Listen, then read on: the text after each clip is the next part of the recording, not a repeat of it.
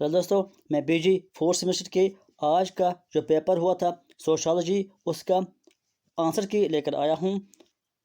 दोस्तों, इससे पहले भी मैंने कुछ पेपर्स की आंसर की डिस्कस की है। अगर आप में से किसी ने वो नहीं देखा है तो आप प्ले लिस्ट में जाइए, वहाँ पे आपको प्रीवियस पेपर्स का लिस्ट मिलेगा। उसमें आपको वो सारे पेपर्स का आंसर की मिलेगा जो अब तक हमने डिस्कस किया है। तो हम चलते हैं क्वेश्चन नंबर 1 पर। यहाँ पर सोशल रिसर्च स्टार्टस विद, इसका आंसर है डी पार्ट यानी क्वेश्चनियर प्रॉब्लम। उसके बाद क्वेश्चन नंबर 2 यहाँ पर है social research is defined as, इसका आंसर है सी पार्ट यानी both A and B. A है systematic method to gain knowledge, B है systematic method to discover new facts and verify old facts. उसके बाद क्वेश्चन नंबर 3 है यहाँ पर who said social research is systematic method to discover new facts और to verify old facts, किसने कहा है ये? इसका आंसर है बी पार्ट यानी पी.वी. योंग। उसके बाद 4th question, the major aim of social research is, क्या है मेजर एम सोशल रिसर्च का? इसका आंसर है डी पार्ट यानी ए एंड बी। ए है थ्योरेटिकल और बी है practical. Bias in social research is due to, किसकी वजह से सोशल रिसर्च में बायास आ जाता है? सब्जेक्टिविटी जब होगी वहाँ पे यानी ए पार्ट, इसे बायास आ जाता है। उसके बाद 6th question, which is not the step of social research, कौन सा इनमें से स्टेप नहीं है सोशल रिसर्च का? इसका आंसर है डी पार्ट यानी data collection, data analysis, hypothesis, ये सोशल रिसर्च में नहीं होते हैं ये स्टेप्स। उसके बाद हम चलते हैं क्वेश्चन नंबर 7 पर, जो कि यहाँ पर है the first step of social research is, पहला स्टेप क्या होता है सोशल रिसर्च का? इसका आंसर है A part to select a problem, जब प्रॉब्लम होगी तभी तो रिसर्च आगे चलेगा। उसके बाद 8th क्वेश्चन, रिसर्च इन्वॉल्व्स, क्या क्या होता है रिसर्च में? यहाँ पर both A and B answer है यानी D part. A and B क्या है? ए है इंडिपेंडेंट वेरिएबल ओनली, बी है डिपेंडेंट वेरिएबल ऑन यानी इंडिपेंडेंट वेरिएबल भी होता है और डिपेंडेंट वेरिएबल भी होता है रिसर्च में। उसके बाद हम चलते हैं क्वेश्चन नंबर 9 पर। Social research is only based on, social research based होता है किस पर? इसका आंसर है सी पार्ट यानी बोथ एंड बी, यानी प्राइमरी डाटा भी होता है और सेकेंडरी डाटा भी होता है। उसके बाद 10 question, field work is an example of, field work किसका एग्जाम्पल है? इसका आंसर है ए पार्ट यानी प्राइमरी डेटा। फील्ड वर्क में हम प्राइमरी डाटा ही कलेक्ट करते हैं। उसके बाद 11 question, use of census in research is an example of, जब हम सेंसस करते हैं वो किस की एग्जांपल है? चाहे क्या वो प्राइमरी डाटा है या सेकंड डाटा है? ये भी सिंपल क्वेश्चन है, वो प्राइमरी डाटा ही होता है। उसके बाद 12 question, the inferences of research should B, जो इन्फ्रेंसेस रिसर्च की इन्फ्रेंसेस होती है यानी कंक्लूजन होता है वो किस तरह का होना चाहिए? इसका आंसर है ए पार्ट यानी रिलायबल। उसके बाद हम चलते हैं नेक्स्ट पेज पर, क्वेश्चन नंबर 13। यहाँ पर है question number 13, a selection from a large population which found to be the representative of that population is called, जब हम लार्ज पॉपुलेशन में से कुछ हिस्सा निकाल लेते हैं उसको हम क्या कहते हैं? उसको हम सैंपल कहते हैं।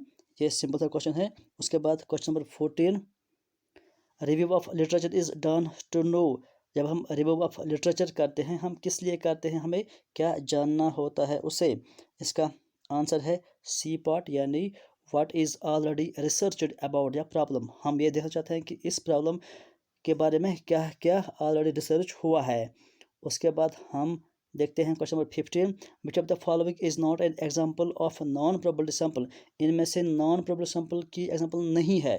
ध्यान से पढ़िए क्वेश्चन, नॉन प्रोबेबिलिटी सैंपलिंग नहीं है इनमें से, वो है A part stratified random sampling, क्योंकि वो प्रोबेबिलिटी सैंपलिंग है।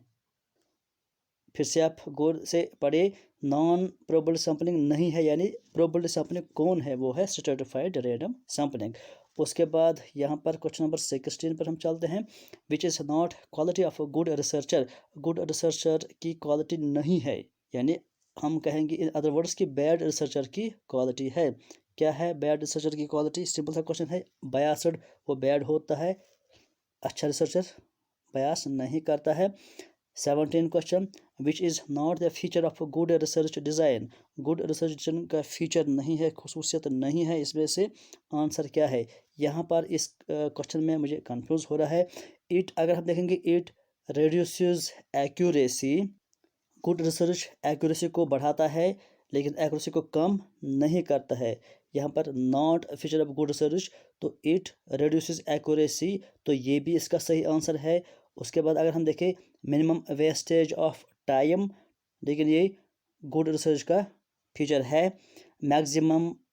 मैक्सिमाइज इन एक्यूरेसी, इन एक्यूरेसी को मैक्सिमम करने का मतलब है कि इन एक्यूरेसी और ज़्यादा इन एक्यूरेट करना, तो ये भी गुड रिसर्च का फीचर नहीं है।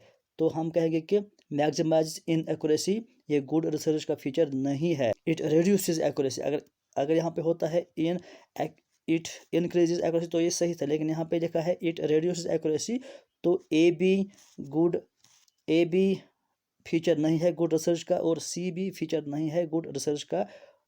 इस क्वेश्चन को हम इसलिए छोड़ देते हैं, दो ऑप्शन इसमें नहीं आ सकते हैं। तो हम चलते हैं क्वेश्चन नंबर 18 पर। A tentative answer to research problem is called, जब हम रिसर्च का टेंटेटिव आंसर देते हैं उसको कहते हैं हम हाइपोथेसिस। उसके बाद हम चलते हैं क्वेश्चन नंबर 19 पर। Which one of these sampling method is an probability method, इनमें से कौन सा है जिसको हम कहते हैं प्रोबेबिलिटी सैम्पलिंग। सिंपल सा क्वेश्चन है, सिंपल रैंडम सैम्पलिंग उसको हम कहते हैं। उसके बाद हम चलते हैं क्वेश्चन नंबर 20 पर, जो कि यहाँ पर है। Which one of the following is the main problem of non probability sampling, non probability sampling का जो मेन प्रॉब्लम है वो क्या है? इसका आंसर है सी पार्ट, यानी द रिजल्ट्स और नेवर रिप्रेजेंटेटिव, क्योंकि उसमें रिप्रेजेंटेटिव रिजल्ट्स नहीं होंगे, वो होते हैं जब प्रोबेबिलिटी सैम्पलिंग होती है, तो ये उसका प्रॉब्लम है। उसके बाद हम चलते हैं क्वेश्चन नंबर 21।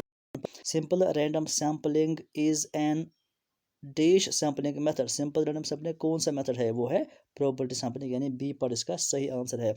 उसके बाद 22, sample is a part of, sample किसका पार्ट होता है? पॉपुलेशन का पार्ट, यानी डी पार्ट इसका सही आंसर है। उसके बाद हम चलते हैं क्वेश्चन नंबर 23 पर। In random sampling the probability of selecting an item is, क्या होता है प्रोबेबिलिटी? एक आइटम चूज करने का प्रोबेबिलिटी क्या होता है? अननोन होता है, क्योंकि हमें पता नहीं होता है कि उसकी प्रोबेबिलिटी क्या है। उसके बाद 24 question, which sampling method is used for hidden population, hidden population में हम कौन सी कैटेगरी का सैम्पलिंग यूज़ करते हैं? वो होता है स्नोबॉल सैम्पलिंग, क्योंकि उसमें हमारे पास आइटम्स नहीं पता होता है कि कहाँ से हमें जानकारी मिलेगी, तो हम एक से जानकारी लेकर उससे दूसरे का एड्रेस पूछ लेते हैं, उसी को हम कहते हैं स्नोबॉल सैम्पलिंग। उसके बाद 25 question, before a sample is taken, sample लेने से पहले the population must be, population को किस तरह, पॉपुलेशन को क्या होना चाहिए? इसका आंसर है ए पार्ट, यानी डिफाइनड, जब पॉपुलेशन डिफाइनड होगी उसी के बाद हम सैंपल उसका ले सकते हैं। 26, pilot is study is done by, कहते हैं पायलट सर्वे इज डन, वो कब की जाती है?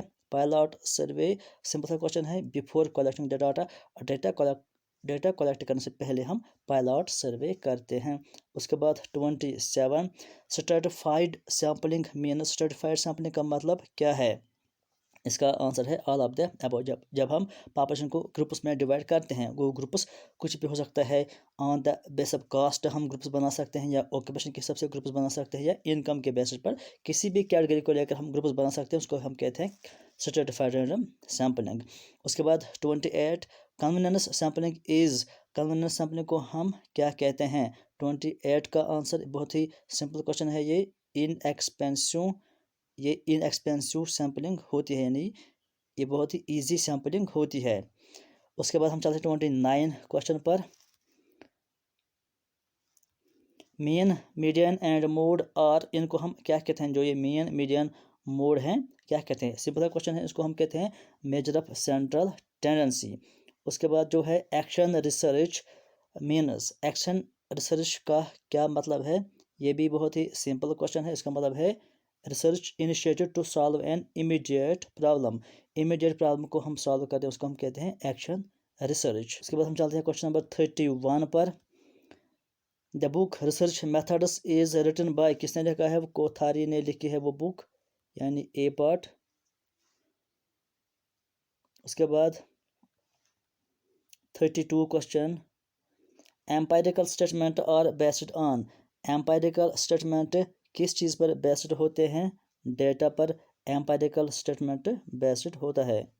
एम्पायरिकल का मतलब जिनको हम प्रूफ करते हैं practically. 33, a researcher asks 100 students from A college with 400, college में 400 बच्चे थे, जो रिसर्चर था उसने 100 से कुछ पूछा है to complete a survey of the library के बारे में उसने पूछा उनसे। द 100 स्टूडेंट्स और जो ये 100 स्टूडेंट्स हैं उनको हम क्या कहते हैं, उनको हम कहते हैं सैंपल, क्योंकि उसने 400 में से 100 बच्चों का उसने सैंपल लिया है। उसके बाद 34 question, research question should be, research question किस तरह का होना चाहिए। सिंपल सा क्वेश्चन है ये, क्लियर होना चाहिए रिसर्च क्वेश्चन। उसके बाद 35 review of literature requires, review of literature के लिए क्या ज़रूरी होता है।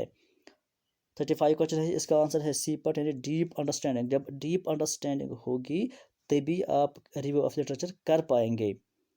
गुड हैंड राइटिंग का मतलब नहीं है यहाँ पर कुछ भी, तो जब ये नहीं तो ऑल ऑफ द अबव नहीं हो सकता है इसका आंसर। तो उसके बाद 36 preliminary data collection is part of the, जो हम प्रिलिमिनरी डाटा कलेक्ट करते हैं ये किसका पार्ट है। इसका आंसर है सी पार्ट यानी डेस्क्रिप्टिव रिसर्च। उसके बाद हम चलते हैं क्वेश्चन नंबर 37 पर, जो कि यहाँ पर है, which is the important feature of research, research का क्या इंपॉर्टेंट फीचर इनमें से। Data are collected systematically, all of the above इसका आंसर है। डेटा सिस्टमेटिकली भी कलेक्ट किया जाता है, इंटरप्रेट भी किया जाता है systematically, purpose of research should be clear, सारे इसमें सही हैं। उसके बाद 38 secondary data can almost be obtained more quickly than primary data, secondary data primary data से ज़्यादा क्विकली, क्योंकि वो पहले से ही कलेक्ट किया हुआ होता है, इसलिए उसमें टाइम बहुत कम लगता है। 39 the purpose of dish design is to develop a clear and precise statement of the research problem. कौन से रिसर्च ऐसी होती है इसमें हम डेवलप करते हैं क्लियर और प्रिसाइज स्टेटमेंट। सिंपल क्वेश्चन है, इसका आंसर है एक्सप्लोरेटरी। एक्सप्लोरेटरी मतलब कुछ भी हम पूरी तरह से खोज करके देखते हैं, एक्सप्लोर करते हैं। 40 question, the meaning of statistics is, statistics का मतलब क्या है। इसका आंसर है ए पार्ट यानी डेटा और इट्स एनालिसिस एंड इंटरप्रिटेशन, जिसको हम इन अदर वर्ड्स भी कहते हैं collection, analysis and interpretation of data भी कहते हैं। ये उसी डिफिनेशन को थोड़ा सा यहाँ पर चेंज किया गया है। उसके बाद 41 who stated statistics is aggregate of knowledge brought together for practical ends, किसने कहा है, ए एल बाउली ने कहा है। उसके बाद 42 question, statistics should be capable of, statistics किसके कैपेबल होना चाहिए, सिस्टमैटिक इंक्वायरी के कैपेबल होना चाहिए यानी डी पार्ट। इसका सही आंसर है 43 what are the two major functions of statistical methods in social research, social research में कौन से दो बड़े फंक्शंस होते हैं स्टैटिस्टिकल मेथड्स के। इसका आंसर है सी पार्ट यानी description and induction. Non probability random sampling is सब टाइप ऑफ, जो नॉन प्रोबेबिलिटी रैंडम सैम्पलिंग है वो किसका सब टाइप है, वो डी पार्ट है यानी Kota random sampling.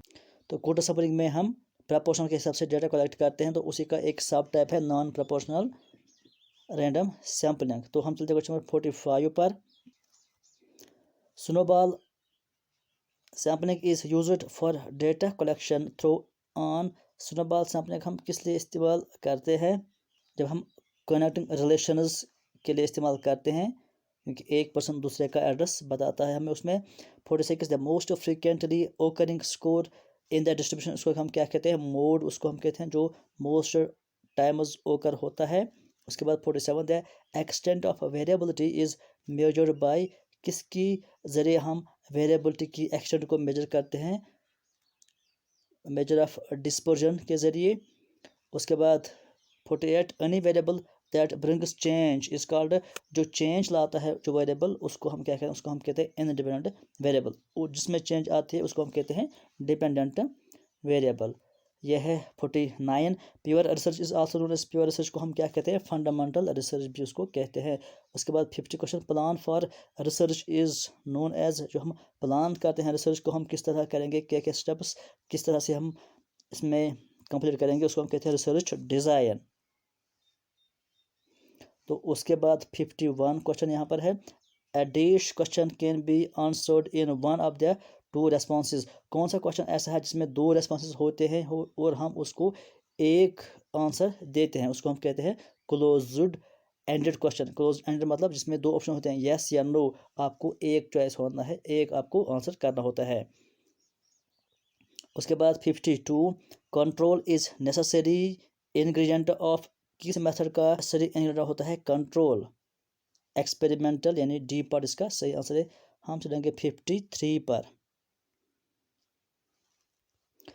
Conclusions based on facts without any bias is called. जब हम विदाउट एनी बायस कंक्लूजन देते हैं उसको हम क्या कहते हैं? ऑब्जेक्टिविटी। उसके बाद 54 middle value of N ordered an array of numbers. जब हम नंबर्स को एरे यानी ऑर्डर में लाते हैं या इंक्रीजिंग या डिक्रीजिंग में, तो फिर जो मिडल वैल्यू होता है उसको हम क्या कहते हैं? मीडियन उसको हम कहते हैं। उसके बाद क्वेश्चन नंबर 55 यहाँ पर है, which of the following is not a measure of central tendency. इनमें से कौन है जो मेजर ऑफ सेंट्रल टेंडेंसी नहीं है? वो है स्टैंडर्ड डेविएशन, क्योंकि ये मेजर ऑफ डिस्पर्जन है।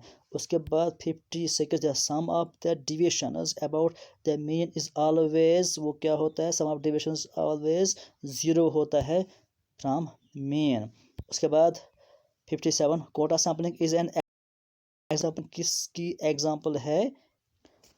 Non probability sampling. Quota sampling non probability sampling की एग्जाम्पल है, यानी बी पार्ट इसका सही आंसर है। उसके बाद 58 पर हम चलते हैं, विच इज़ द करेक्ट सीक्वेंस। इनमें से कौन सा करेक्ट सीक्वेंस है? इसका आंसर है सी पार्ट, यानी सिलेक्शन प्रॉब्लम। पहले हम प्रॉब्लम को सिलेक्ट करते हैं, उसके बाद रिव्यू ऑफ लिटरेचर, और उसके बाद ही उसी के बिना पर हम हाइपोथेसिस बनाते हैं। उसके बाद 59 क्वेश्चन यहाँ पर है, when size of sample increase. जब साइज ऑफ सैंपल हम इंक्रीज करते हैं तो सैम्पलिंग एरर डिक्रीज होता है। उसके बाद 60 question, the distribution of data is symmetrical when. कब सिमेट्रिकल डेटा होता है? जब मीन, मीडियन और मोड इक्वल होते हैं सारे के सारे। तो ये था आंसर की सोशियोलॉजी पेपर का। सिर्फ एक क्वेश्चन में डाउट था, बाकी के जो आंसर है उसमें 99.9 श्योरिटी के साथ जो आंसर की है वही सही है। तो आज के लिए फिलहाल इतना ही। Thank you.